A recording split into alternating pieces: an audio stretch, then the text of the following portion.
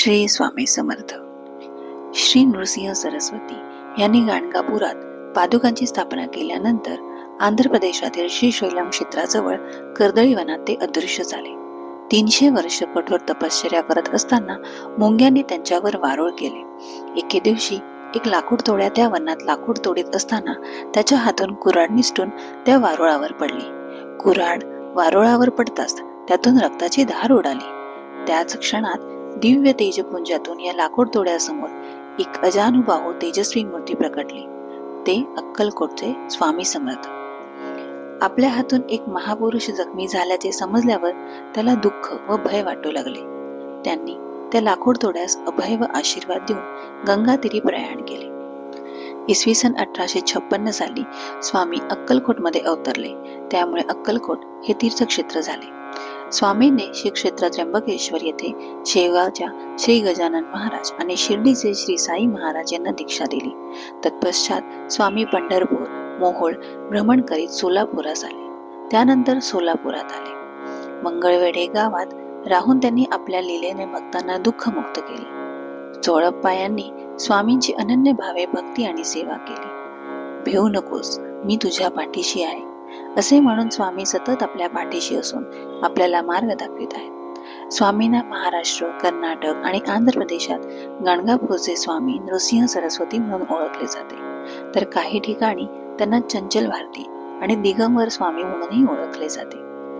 दत्त संप्रदायात श्रीपाद श्रीवल्लभ आणि श्री नृसिंह सरस्वती हे दत्तात्रयांचे पहिले व दुसरे अवतार म्हणून समजले जातात. श्री स्वामी समर्थ हे नृसिंह सरस्वतीच होत, म्हणजे दत्तात्रय होय.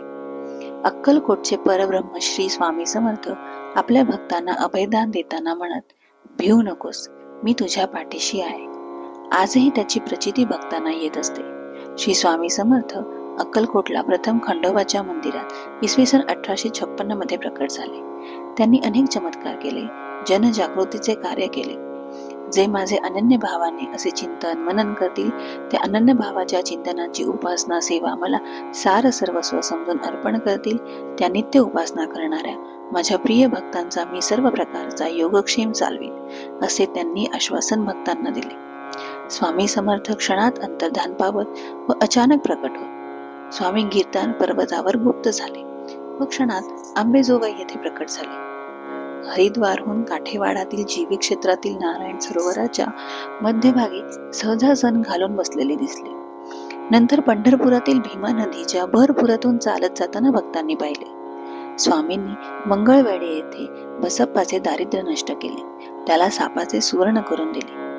त्या गावातील बाबाजी भट नावाच्या ब्राह्मण गृहस्थाच्या कोरड्या आडात पाणी आणले. पंडित नावाच्या आंधळ्या ब्राह्मणास डोळे दिले. हे सर्व चमत्कार स्वामी समर्थांनी लोकांना भक्ती मार्गाला लावण्यासाठी केले. संत हे लोकांच्या कल्याणासाठी, लोकांच्या धारणेसाठी आणि लोकांच्या आत्मिक परमार्थिक ऐश्वर्यासाठीच असतात. ते दुसऱ्यांना सुखाने सुखावणारे असतात. स्वामी समर्थांनी समाजातील दुष्ट प्रवृत्ती नाहीशी करून तेथे सत्विचारांची पुनर्स्थापना केली. दुःखी पीडित लोकांवर कृपेचा वर्षाव केला.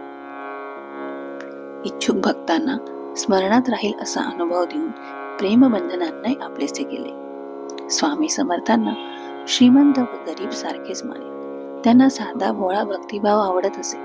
त्यांच्या अंतरी जनसामान्यांविषयी अपार प्रेम होते. स्वामी समर्थ अतिशय तेजपुंज होते. कोटी सूर्याचे तेज त्यांच्या मुखावर विलसत असे. डोळ्यात अपरंपार कारुण्य होते. भक्तांवर संकट कोसळले तर ते दूर करीत. एकदा स्वामी समर्थांच्या दर्शनासाठी अक्कलकोटचे महाराज मालोजी राजे हत्तीवर बसून आले होते.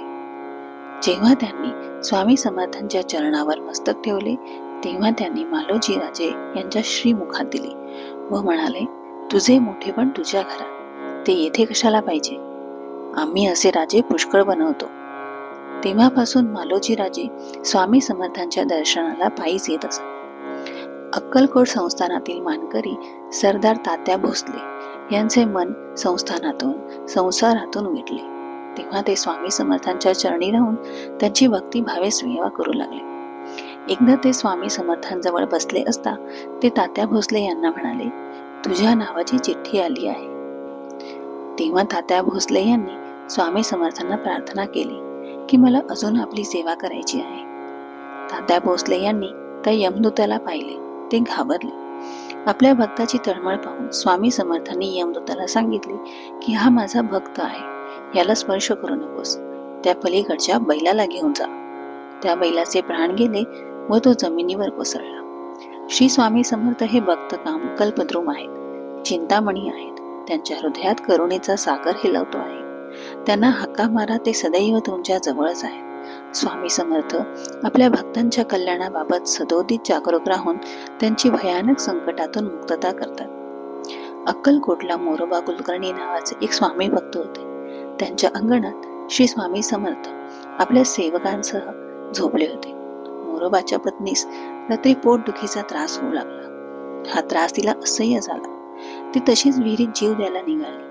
स्वामी समर्थ एकदम जागे झाले व सेवेकऱ्यांचं म्हणाले, अरे विहिरीवर कोण जीव देते पहा बरं, त्या व्यक्तीस माझ्याकडे घेऊन या. सेवेकरी विहिरीजवळ गेला. तो मोरोबाची पत्नी विहिरीत उडी मारण्याच्या तयारीत दिसली. त्याने तिला स्वामी समर्थांपुढे आणले. त्यांनी तिच्याकडे कृपादृष्टीने पाहिले. तिची पोटदुखी नाहीशी झाली. स्वामी समर्थांनी आपल्या रूपाने आणि मग भक्ताला त्याच्या इच्छित देवतेचे त्याच्या रूपात दर्शन घडवल्याचे अनेक कथातून आढळते. द्वारकापुरीत त्यावेळेस सूरदास नावाचे एक महान कृष्ण भक्त राहत होते. ते सूरदास जन्मांध होते. आपणास सगुण साकार असे श्रीकृष्ण दर्शन व्हावे अशी त्यांची फार इच्छा होती. स्वामी समर्थ सूरदासांच्या आश्रमात येऊन उभे राहिले. त्यांनी सूरदासाला हाक मारली. म्हणाले, तू ज्याच्या नावाने हाका मारित आहेस तो मी, बघ इथे तुझ्या दारात येऊन उभा आहे. सूरदास, पहा जरा. इतकं बोलून समर्थांनी त्यांच्या दोन्ही डोळ्यांना हस्तस्पर्श केला. त्याबरोबर सूरदासाला दिव्य दृष्टी प्राप्त झाली आणि त्यांना शंख चक्र गदाधारी असे श्रीकृष्णाचे सगुण रूप दिसू लागले. सूरदास सद्गतीत झाले. थोड्या वेळाने भानावर आल्यावर त्यांना स्वामी समर्थांनी आपले वास्तव रूपाचे दर्शन घडवले. सूरदास भारावून गेले आणि स्वामी समर्थांना म्हणाले, मला दिव्य दृष्टी दिली, आता मला जन्म मरणाच्या या तापापासून मुक्त करा. स्वामी समर्थांनी सूरदासाला तू ब्रह्मज्ञानी होशील असा आशीर्वाद दिला. स्वामी समर्थांचे अगणित भक्त जागोजागी आहेत. 1878 साली स्वामी समर्थांनी अक्कलकोट येथे आपल्या पार्थिव देहाचा त्याग केला असला तरी हम गया नहीं जिंदा है हे त्यांचे वचन भक्तांना आधार आहे. ज्या ज्यावेळी त्यांचे स्मरण केले जाते त्या त्यावेळी श्री स्वामी समर्थ आपणाशीच असतात हे निश्चित. श्री स्वामी समर्थ.